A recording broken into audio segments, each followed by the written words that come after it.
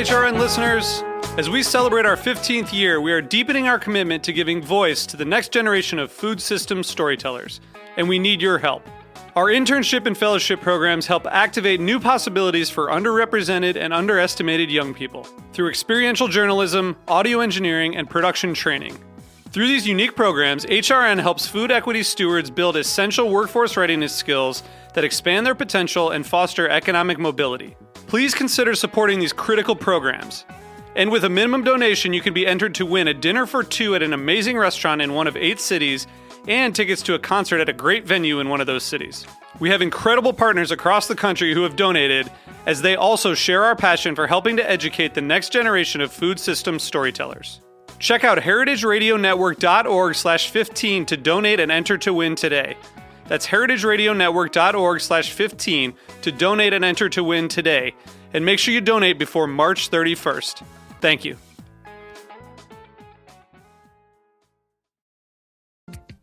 Today's program has been brought to you by Kane Vineyard and Winery, a Napa Valley winery committed to respecting the soil and dedicated to the creation of 3 Cabernet blends.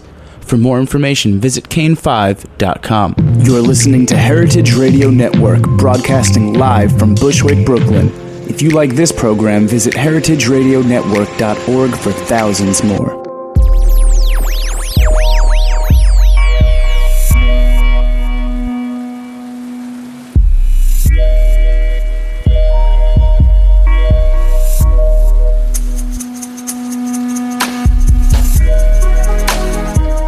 All right. Thank you for tuning in to the Heritage Radio Network. You are listening to the Farm Report, and I'm your host today, Erin Fairbanks. We're coming to you live, as always, from the back of Roberta's Pizza in beautiful Bushwick, Brooklyn. And today we are continuing our 2-part series looking at chefs and farms and chefs who are farmers. And so we are joined in the studio today by George Weld and Evan Hanczor of Parish Hall and Egg. How are you guys doing? Good. Doing great. Thanks for having us. Awesome. I guess also, more importantly, and apropos to today's conversation of Goatfell Farm. So I thought we would start out a little bit of background on you guys for folks who maybe aren't super familiar with the restaurants. And I guess we'll start with you, George, if you can tell us a little bit about Egg and what you guys do there and how you got started. Sure. So we started Egg about almost 8 years ago, and it started off sort of squatting in another restaurant. So we were open in the mornings from 7 till noon, and the other restaurant would come in and take over. And we did that for about 1.5 years. And after we'd sort of gotten some momentum, the other restaurant moved out, and we took over and started serving right through the day. And around the same time that we did that, we also bought a place upstate that we could use as a farm, which came out of probably out of a desire to. I mean, it's sort of a old desire of mine to be farming, but it was also something that a lot of the people who worked at Egg were excited about, and honestly kind of helped push us over the fence, my wife and I, into actually committing to doing it. So we started doing that in, I guess, 2007 or 2008, and just sort of been growing the farm slowly and carefully ever since then, trying to supply more and more stuff to the restaurants. Awesome. Well, I want to definitely come back and tuck into some more of those details. But Evan, when did you kind of come on board with the team, and can you give us a sense of what's happening over at Parish Hall? Well, I came into Egg at the end of 2008, which was kind of the end of the first, I think, sort of real growing season that had been going on there. And then the following year, one of the servers in the restaurant, Chrissy, moved up to the farm and really started taking care of it full time, which she did for 2 years. So it was a really interesting time to be there because, Egg when I first heard about Egg, I'd heard about its commitment to sustainable food and using local farms, but I was able to arrive at a time where that was starting to be, that relationship was being moved in-house a little bit. So I got to, it was amazing for me to be able to go up to the farm, see these vegetables being grown, have them delivered directly to the restaurant, have requests about what we wanted to grow.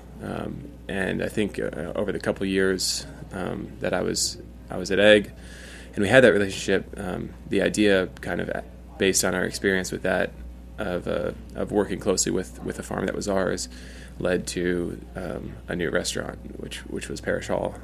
And so we opened Parish Hall last year, almost exactly a year ago. It's been great. It's been really exciting. And the idea behind Parish Hall was to explore Northeastern regional food with the same sort of sensibility and respect and creativity that Egg approaches Southern food. And a big motivation and inspiration for us was the farms in this region, the people we had met, with in the process of running our own farm, and kind of figuring out how to take the things that these people were producing, these amazing products from meat to dairy to vegetables, and think about kind of like a new cuisine of this area, and try to push that forward with that as our starting point. Nice. So, George, when you kind of were first looking around, you decided, okay, hey, we're going to really do this. We're going to buy a farm. I mean, what were some of your first stops? Do you just Google land for sale, or how did you kind of find a space to do the farm? Well, I mean, I think the first thing I did seriously was read through Elliot Coleman and figure out. I mean, I really took him as a guide as far as the New Organic Grower sort of his big main book lays out very clear criteria for what you should look for in a farm. So I was looking for things where the slope was just right, and where the growing area was on a plateau between a hill and a creek and stuff like that. And then, I mean, honestly, I was at the restaurant so much I didn't have much time to go hunting around. So my wife would spend the weekends driving around with our 2-year-old, trying to find a place that struck her, and coming back and saying, we're not looking at that place, and then you'll fall in love with it, and I don't want to deal with it. But we finally found one place, and it had the land was situated nicely. It was in a town that we had some familiarity with. It had a smokehouse on it. It had a barn on it. The house was in decent shape, and there was enough land there. It looked like that we could grow as much stuff as we were going to need to grow to supply the restaurant. So kind of just jumped in, and it was right when the housing market began to collapse. So I don't know if we timed it just right or terribly, but it was an interesting time for a lot of reasons to get in on it. Was it being farmed when you looked to purchase it? It or hadn't really been farmed. There's very little produce grown in that. We're in sort of the northeast part of Greene County. On the northeast side of the Catskills, not too far from Albany. It's very rocky or mountainous, and there's never been much vegetable production up there. So the people who had owned it before us had kind of hobby animals. They'd had horses for a while. They'd had pigs. And when we were looking at it, they'd started to move to Florida, and they'd let the land lie fallow for at least a year. So it was just a gigantic lawn when we looked at it. I mean, literally 6 acres of shortcut grass. They'd had their lawnmower lowered after factory so they could keep the grass extra short. It was like a putting green. So there wasn't anything going on there when we got there, but when we started digging in, the soil was really rich. It had clearly been grazed before. We had a lot more topsoil than a lot of places in the area had. But when I initially went around looking for deer fencing, nobody had it because there was no demand for it in the area. People raised dairy cattle, they raised beef cattle, but the deer weren't coming after the dairy. No, they leave people alone. Hello. Yeah. And what about financing? I mean, I know one of the biggest barriers for new farmers is finding kind of capital to purchase land. And so how did you guys support that aspect? And did you run it through the restaurant business, or do you own the farm, or what's the structure there? Yeah, my wife and I own the farm. And in theory, the restaurant leases the land and stuff from us, although there's, it's really all theory. So one of the other things that led us to look into it in the first place was we wanted to buy a place. We knew we could never afford anything in the city, so I guess we afford it by having cheap rent here. That's how we financed our farm, just having a lucky landlord. And now, Evan, when you came onto the team at Egg and then subsequently, launched the operation at Parish Hall, did you have any background in growing food, or do you come to it, more strictly as a chef who's, kind of discerning consumer of kind of produce and proteins? I came to it more as a chef. The only experience I had growing anything was having some raised beds in my parents' backyard in Connecticut, which I'd gotten into again from a chef's perspective. Like I wanted to have I wanted to have the experience of growing food and have nice food, that we were able to go into the backyard and pick. I grew up in a town that was really small, and had a few farms, so I had experience being around farms, but I'd never had any experience working on one. But in traveling up there, I'm not a farmer by any stretch of the imagination, but I've been able to learn a lot about the process and able to approach each year, I think, from a chef's perspective, a little bit more informed as to what's going on the farm and what goes into it, so I can think about, when I'm thinking about dishes, I can know that it's going to be a couple months or before we're going to get this or that product, and I'm going to know how long we're going to have it, and I'll know that it'll be this way at the beginning of the season, it'll be this way at the end of the season. So like some of your cooking, some of the dish composition might change to allow for the changes in the quality, or I don't want to say quality, but the characteristics of the produce. Absolutely, and that was a big consideration in how we created the menu at Parashal to start. We knew, because of the way we wanted to work, which was strictly with farmers in this area, and we knew that we'd be getting a lot of stuff from our farm, we'd have to have room to adjust, because things were not going to be consistent. We couldn't count on the same size and shape of leaves coming in every week from the same purveyor. We're going to have some variation, which led us to create a menu that would. One of the ways we thought about it, we want to create a menu that incorporates ingredients and has a sort of formula that makes sense, not just for us as cooks and chefs, where we could have consistency every time, but actually makes sense for farmers. Like, how is our menu going to be something that a farmer would make it easier for a farmer to sell to us if they have an ever-changing product? Yeah, sure. And so, George, you definitely did research. You said we're primarily using Elliot Coleman and his work as a reference point. So transitioning from sitting, in your Brooklyn apartment, reading the book, to coming up to this, green lawn, where did you start with, what were kind of some of the first things that you did, and how has kind of the planning or layout of the farm kind of changed over the years? Yeah, I mean, we started out just with a shovel and a rake, and the first year, my goal was to try to plant as much area as the footprint of Egg, so it's 1,000 square feet. It's not a whole lot of. It's plenty of restaurant, but it's not much of a garden. But it was what we could manage with no power tools and not a whole lot of time or experience. So, and that was really just based on stuff I remembered from growing things in Virginia growing up, or it's pretty haphazard. The second year, we did a lot more sort of real planning about laying out areas and envisioning rotations. A lot of those didn't really pan out because someone else would go up to plant and not only read half the memo, and so I mean, I think one of the most amazing things that happened the first year was we planted the entire summer's worth of beets in one fell swoop, all the beets and all the lettuce in one fell swoop. So we had thousands and thousands and thousands of beets and heads of lettuce that all came ripe at once. So it sucked from having a nice even rotation through the summer, but it was interesting to see, you can harvest beets for a long time, and you can leave them in the ground for a long time, and it was interesting to watch how they change. It was interesting to see how the lettuce changed over the course of the summer, and that led us to a lot of thoughts about the third year we did it, when we had an actual someone actually living up there full time, thinking it through, plotting it out, and it helped us sort of have a sense of,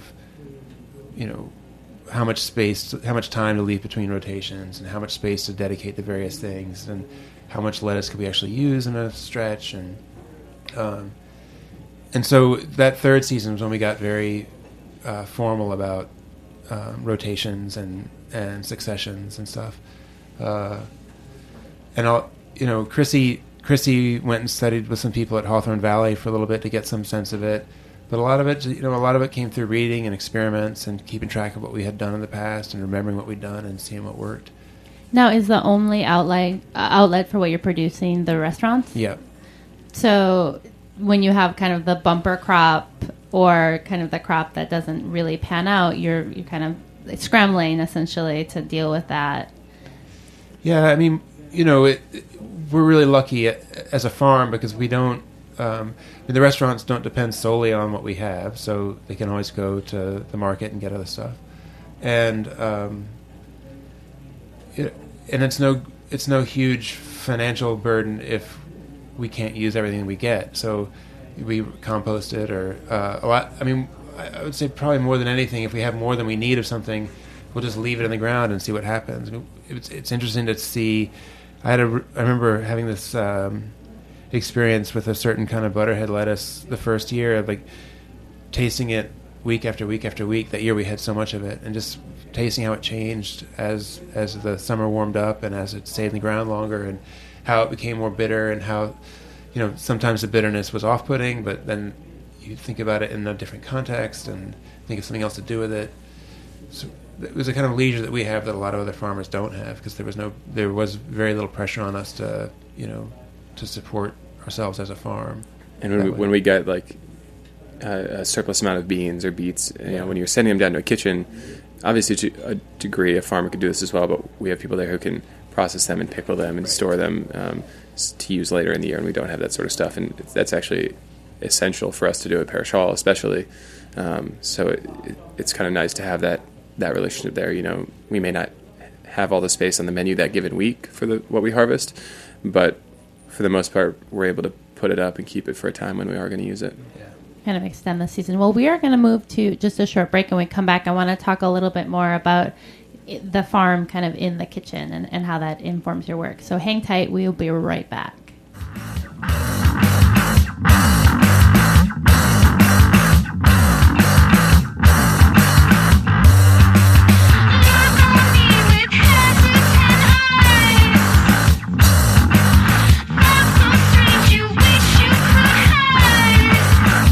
You're listening to Maurice Narcisse by Eula on the heritageradionetwork.org.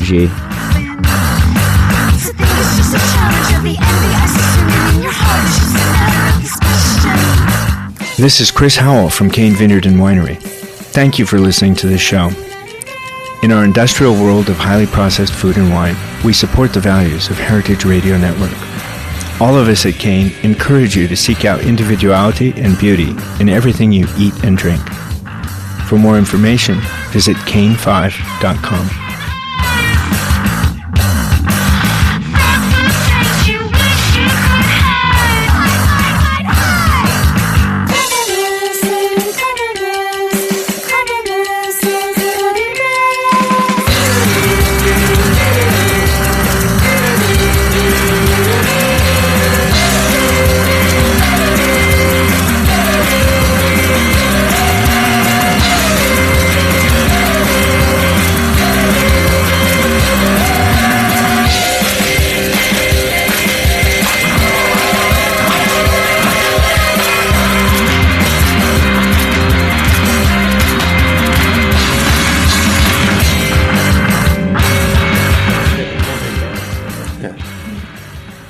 We are back. We are in studio with George Weld and Evan Hanczor of Egg and Parish Hall. You're listening to The Farm Report. I'm your host, Erin Fairbanks, and we are talking about restaurants and farms and restaurants that have farms like you guys do.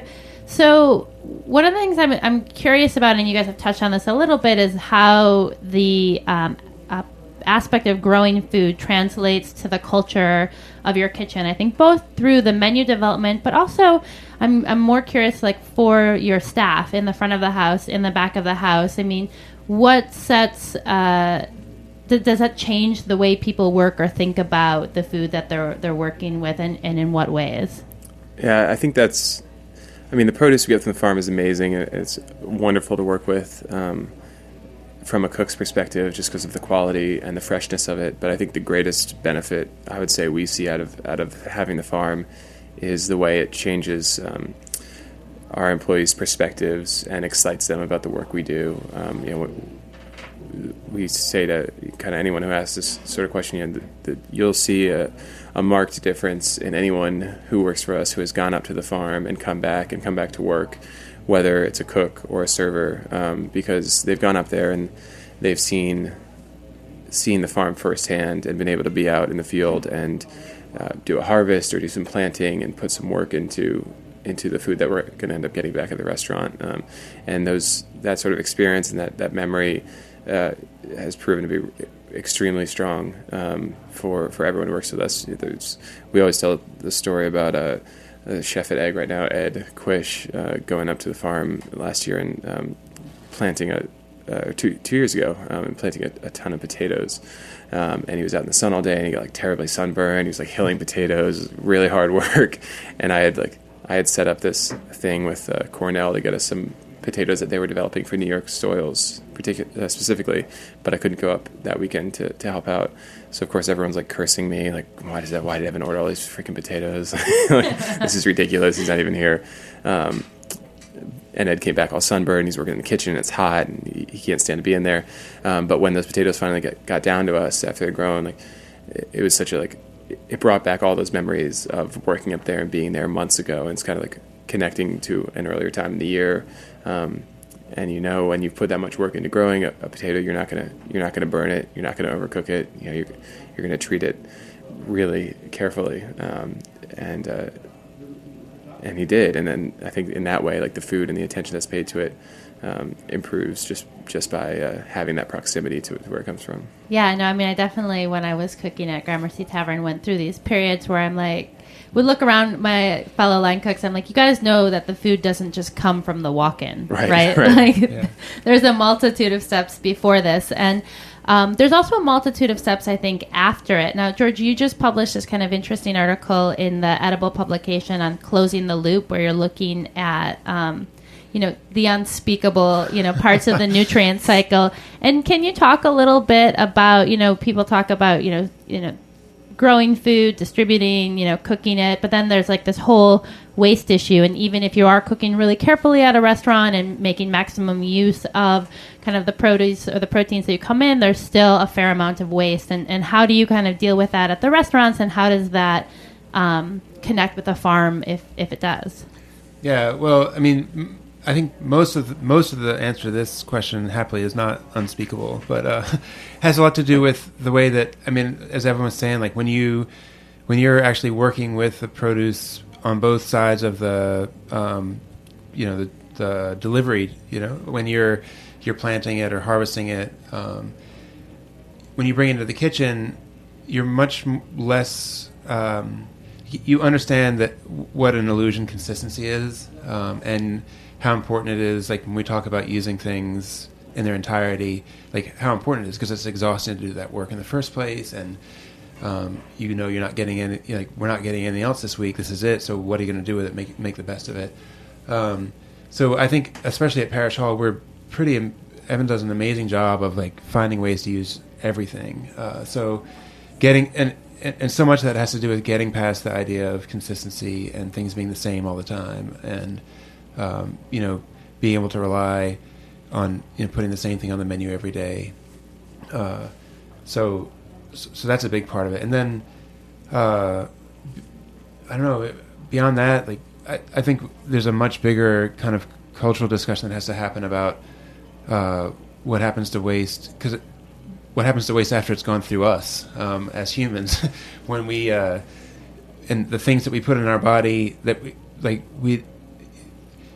I think for me the crystallizing moment was sitting in the soil nutrition class at a farming conference and thinking about how we were trying to like reincorporate nutrients into the soil by using manure from animals or using compost, which is the traditional way of thinking about how you deal with waste in restaurants. And we compost all our stuff at Egg and Parish Hall, and a lot of times we'll get stuff back up to the farm from there, and it's great. But these soil scientists were saying that, like, yeah, well, it's not really doing the job. There's still a lot of nutrients leaving the cycle, and so the audience was kind of resisting this until finally we're like, no, basically when you go to the bathroom, that stuff's gone for good. That's not coming back to the soil. And everyone had this like quiet moment of like, whoa. I hadn't thought about it that way. And it's a pretty pretty shocking thing to consider when you do start thinking about it, because all those things that we think about needing to reincorporate into the soil, after cattle have grazed on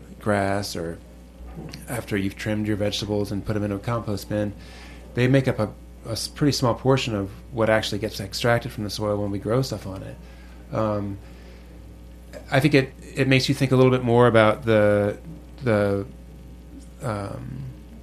extractive nature of agriculture. Even at its best, it's still withdrawing, like it's taking stuff out of the bank account, so to speak, and also about the sustainability of our waste system, and how we're going to think about dealing with what hits our sewage system, which has ramifications for everything from those the little signs you see on the painted on the sidewalk about don't pour stuff down the drain here, to medicine you take, and the liquid plumber you pour down the drain. Like, all those things end up affecting our soil, which ends up affecting our ability to grow things healthily. It's a much bigger issue than I can even wrap my head around, but it's something I think we neglect to talk about. Yeah, sure. It's like one of the challenges and one of the exciting things about being able to so come back to the table, so to speak, in these discussions around food production and consumption.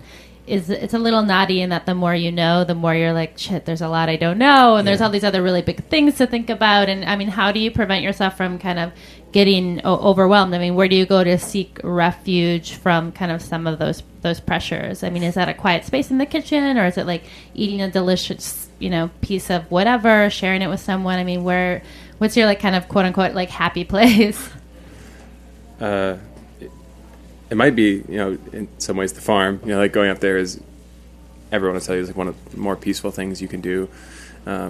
Here, I think, for me, it's oftentimes just either working in the kitchen, with people, like when I'm cleaning vegetables, it's one of the more meditative times I have. If I'm peeling, right now we have baby shallots and green garlic, just starting to come to the market, and peeling off layers of that and trimming the roots, and just thinking about spring right now is kind of like the moments where I feel like, all right, everything, no matter how many events we have, or how much of this sort of these issues with the food system are on my mind, or who quit that week, that's the kind of stuff that could be pushed aside when you're just thinking about the pleasures of doing this work.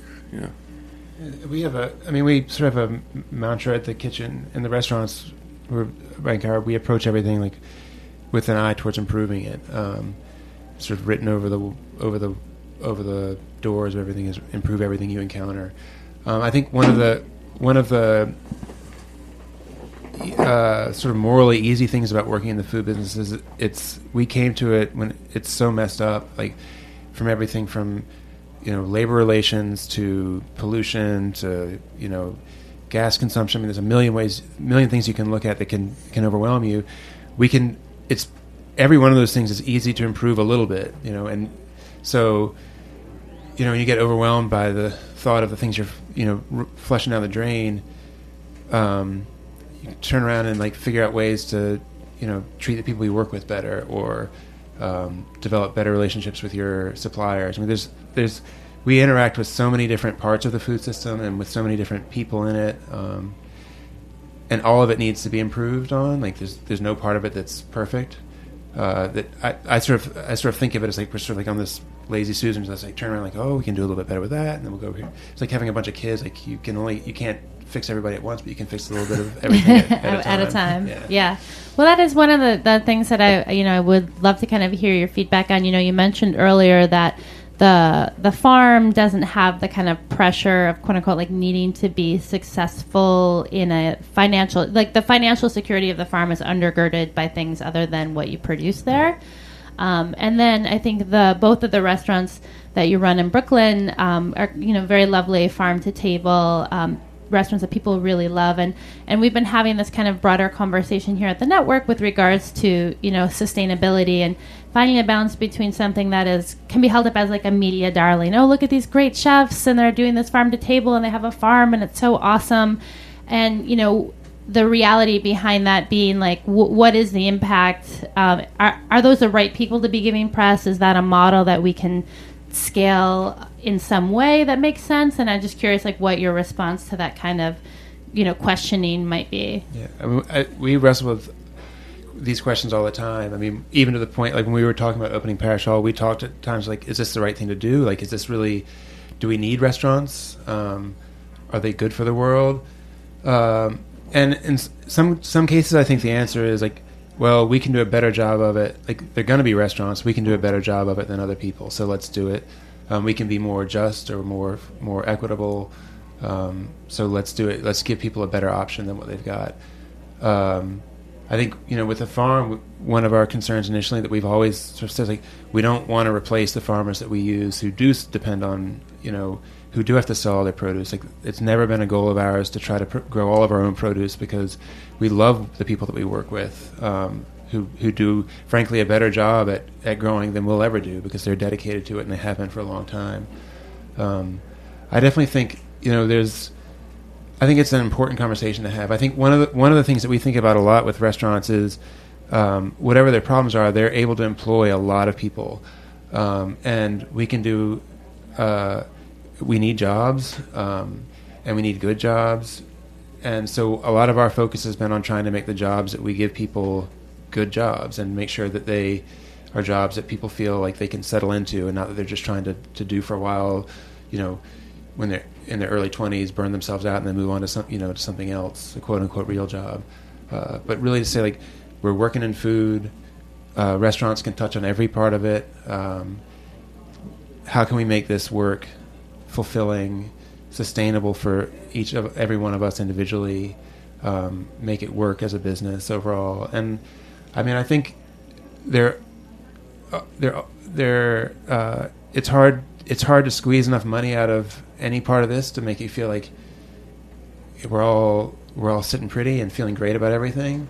I still look at people who work in the kinds of environments I used to work in, who make tons more money than any of us will ever make doing what I was like, we don't need people doing that kind of work, and you don't work that hard. Like, it's frustrating to see where money lands, but it's also important, I think, to remember that we're getting that we are having an impact, and that the stuff that we do matters, and that when we leave work at night, we don't have to think like, well, someday I'll get around to doing something that I'll make a difference. Like, we're doing it. It may not always be perfect, and it may not be the best solution, but I think it's better than what. It's better than a lot of things. Yeah. And, well, we are just about out of time. I know, Evan, you have a kind of a fun event coming up this evening, right? Tonight, yeah, we're involved with a fundraiser for Brooklyn Grange Community Farming program. We work with them really closely, and we're doing a fundraiser at the Brooklyn Brewery called the Meatball Slapdown. It's a bunch of different restaurants. I know the Pines, Buttermilk Channel. I think Mile End is going to be there. We're all making different types of meatballs. People are going to show up and eat them and choose a winner, and then all that's going to benefit a couple of charities. So we're pretty excited about that. I know you're just talking to Ben, before this, so it'd be cool to see him tonight. Yeah, definitely. I think tickets are $50. They're still available. You can get them through, I know, Brooklyn Kitchen, and probably just do a little Google for the meatball slapdown. Yeah. Then you'll be all set with your plans for the evening. Well, George, Evan, thank you so much for joining us today. Yeah, thanks for having us. So if you want to find out more about Egg, Parish Hall, or Goat Fall Farm, you can visit them, www.eggrestaurant.com or parishhall.com or goatfellfarm.com. As always, this, like all 30 of our weekly shows, are available for free as a download through iTunes. You can find us on Stitcher Smart Radio or visit the website, www.heritageradionetwork.com. If you like what you hear and believe in what we do, I hope you'll consider clicking that donate tab and becoming a member today. Stay tuned in. Next week on the Farm Report, we'll be talking mushrooms. So Thursday, 1 o'clock. Hope to see you back here.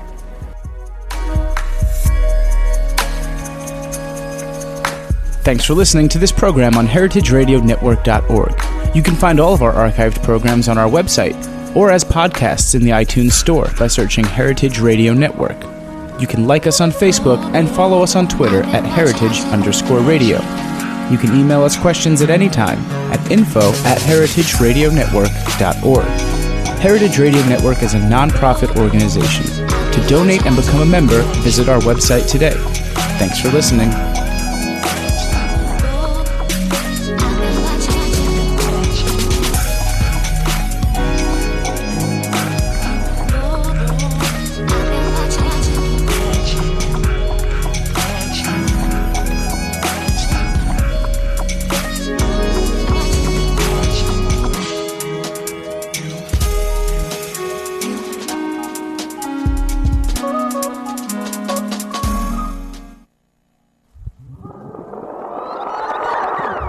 What's hot at the green market? You're about to find out now. It's the Grow NYC Market Update.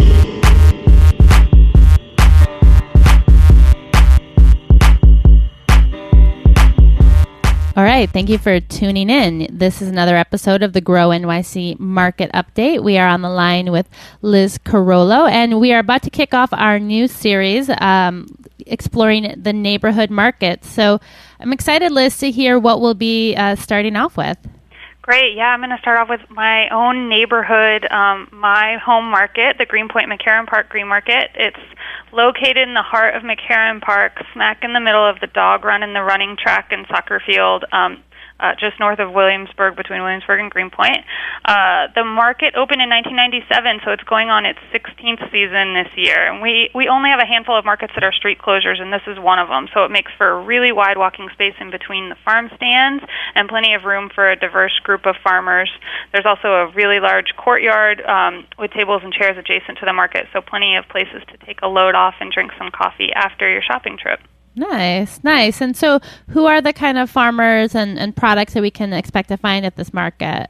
Yeah, I was thinking about this earlier, and I remembered a story from a couple years ago. I was walking through the market doing some shopping, and I overheard a girl say, "This market is okay, but a little small, nothing like Union Square." And I swear I wanted to shake her and just yell, "Open your eyes. The market has tremendous diversity, really affordable produce from the Black Dirt region of Orange County, from S&SO Farm, organic vegetables and eggs from Long Island, organic beef, pork, and chicken, consider Bardwell cheese, turkey and turkey sausage, mushrooms, Red Jacket fruit and juices, Ronnie Brook milk and yogurt, baked goods, Cayuga Pure Organics breads, flours and grains, cut flowers, plants and herbs, and it boasts a weekly food scrap and textile collection. So I'd pass up the chaos of Union Square Saturday any old day for the serenity of a Brooklyn farmer's market, especially one where I can get all my shopping done. Nice. So, well, aside from kind of avid market goers like yourself, what's the vibe at the market there? Like, who are shopping? What's the general makeup of the market goers? Yeah, the market bridges the burgeoning Williamsburg neighborhood and the Polish neighborhood of Greenpoint, so you're bound to see a lot of families,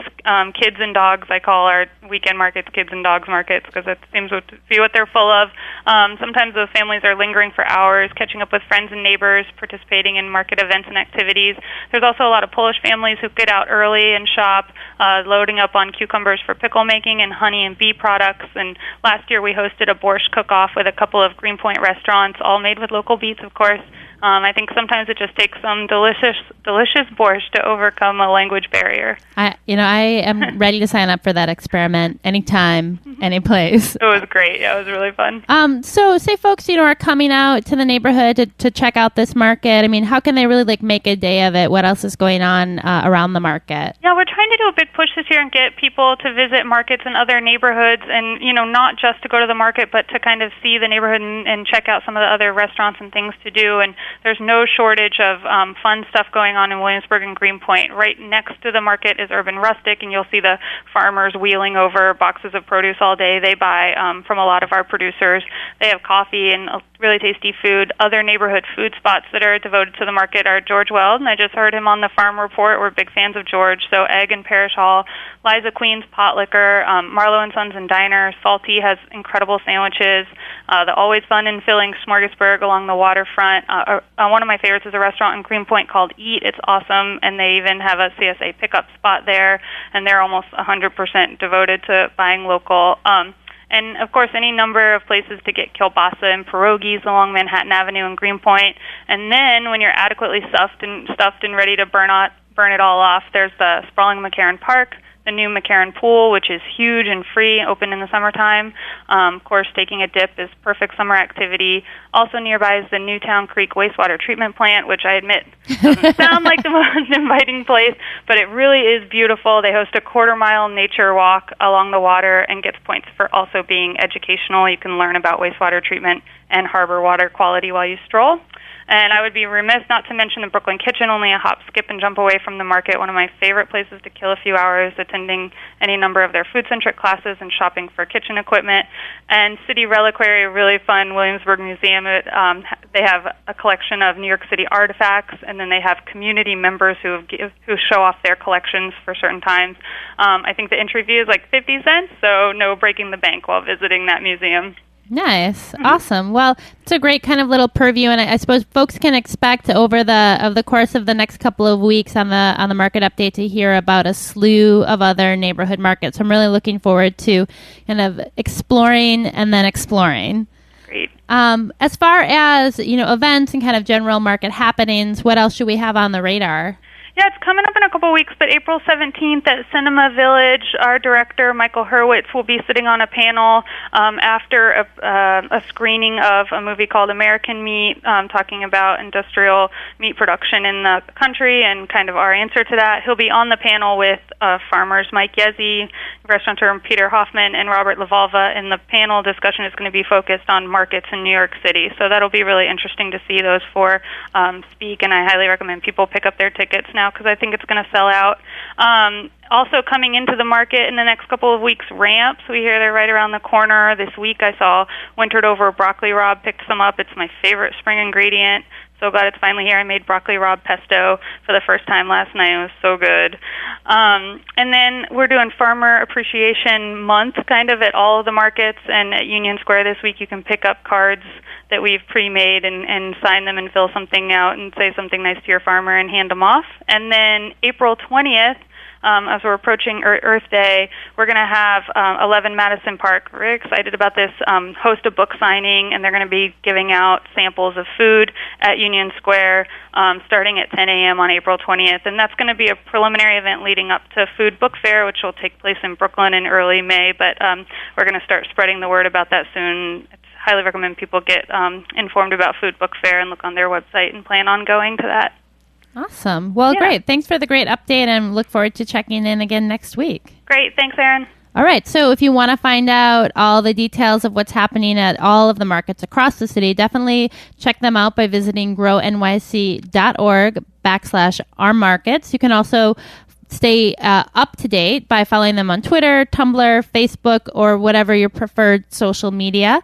And as always, tune in every Thursday for another episode of the Grow NYC Market Update.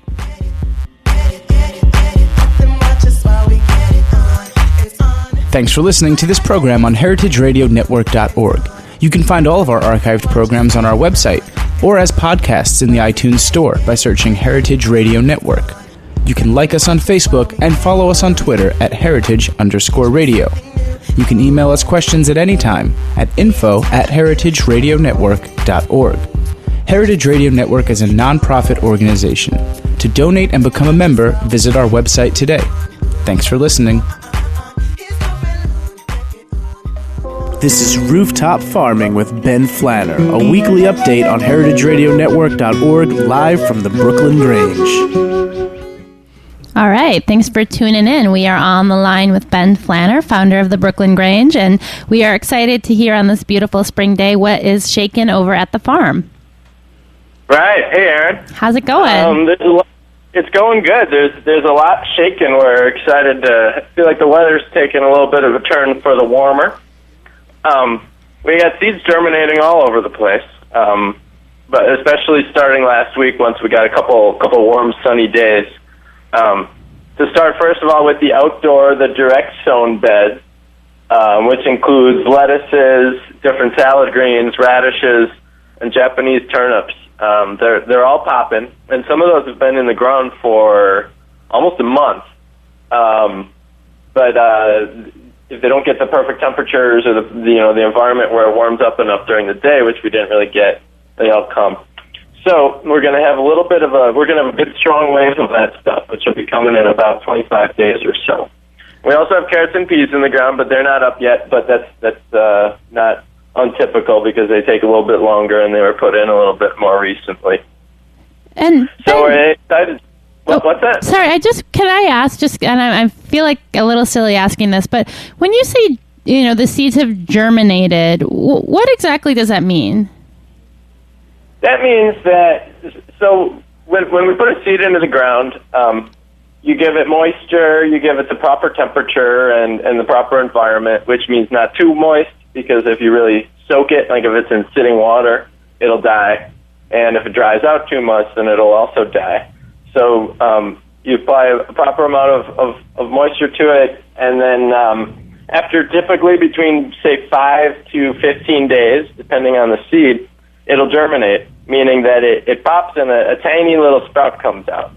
And you typically have the seeds in the ground between, say, 1/4 inch to an inch, depending on the type of seed, so buried underneath. And then the little sprout comes out, it pushes for the light and the sun, and it emerges out of the soil. Got it. Thanks.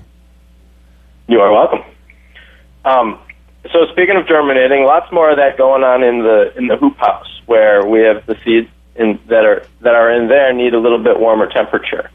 And those are the tomatoes, the peppers, and the eggplants, and they've all been coming up. We've had thousands of them germinate in their little seedling trays. And then also, something else that we started in the hoop house, which I spoke about several weeks ago, was the kale. And this is now the 5th week of it since we planted it, and we started taking that outside.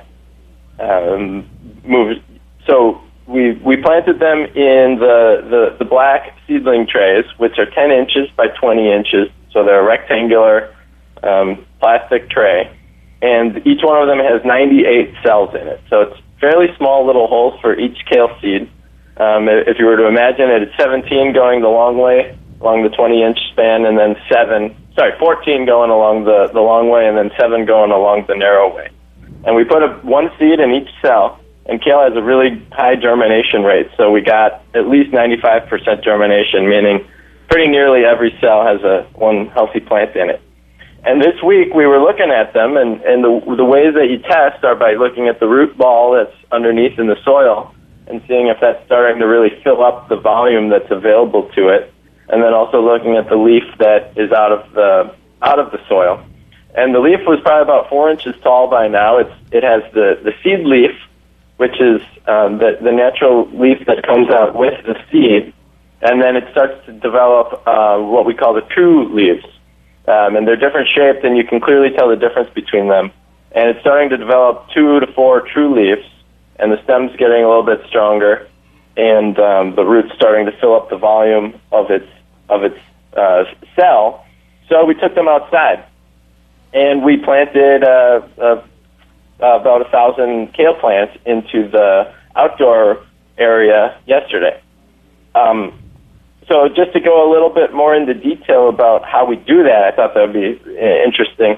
So we prepare our beds, and our beds are 40 inches wide, and these ones that we put them in were probably about 40, 50 feet long, maybe 60 feet long. And we till in the cover crop, make sure that any significant healthy roots are turned up or killed, so they're not going to compete with the crop that we're putting in. And then we blend in just a very small amount of alfalfa meal, which is a natural, organic, mostly a nitrogen provider. It basically will break down in there. And then we also put about ½ inch to an inch of fresh compost on the top of the bed. We rake that in. And this compost was unique. It's good compost that we made, but also at the same time we weren't sure if it had reached quite the high enough temperatures to kill all the seeds that can be in it, because when we make our compost, we put tomatoes, tomatillos, tons of different weeds, peppers, all these different inputs, and many of them contain seeds. And if the compost doesn't reach a hot enough temperature, you don't know for sure if all the seeds are dead. So if you top dress with that, meaning you put an inch or so on top of the bed, and there are a lot of seeds, especially once it starts to turn a lot warmer, they will compete with the crop that you're trying to grow. So, as a sort of buffer to that, we still took the risk and used this compost, whereas we could have cured it for another year or something like that to kill more seeds. Then we top dressed that with chocolate husk, which we picked up from the Mass Brothers last week. And it's basically the byproduct of making chocolate. It's from Williamsburg. It's a waste product that they'd be throwing away otherwise. And the shells on the outside are very dry, they're very heavy, and they contain some nitrogen. And they can also suppress the weeds if you put a little layer of them down. And they also contain moisture. It's essentially a mulch. It's a nice mulch to use. So we put all those layers on, rake it out real smooth, and then we dig little holes and put in the kale plants. And I will keep you posted on how they're doing. Awesome. Wow. Thanks for taking us through the replanting process, and look forward to keeping an eye with you on the kale plants. How long do you think roughly before we'll be able to get a little taste of some? Probably about a month. When you transplant a plant like that, kale goes through about 1 week of transplant shock, meaning that it takes about a week for it to establish in its new home, and the roots will kind of just be spreading out and trying to get their bearings, and you won't see a lot of change in the leaves.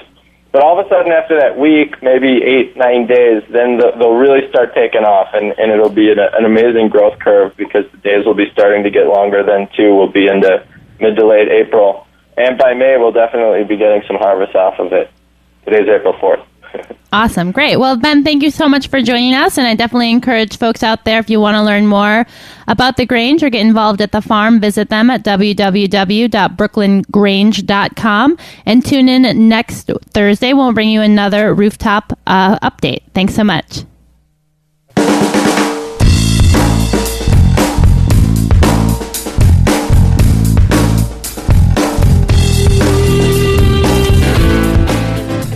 Thanks for listening to this program on heritageradionetwork.org. You can find all of our archived programs on our website or as podcasts in the iTunes Store by searching Heritage Radio Network. You can like us on Facebook and follow us on Twitter at @heritage_radio. You can email us questions at any time at info@heritageradionetwork.org. Heritage Radio Network is a nonprofit organization. To donate and become a member, visit our website today. Thanks for listening.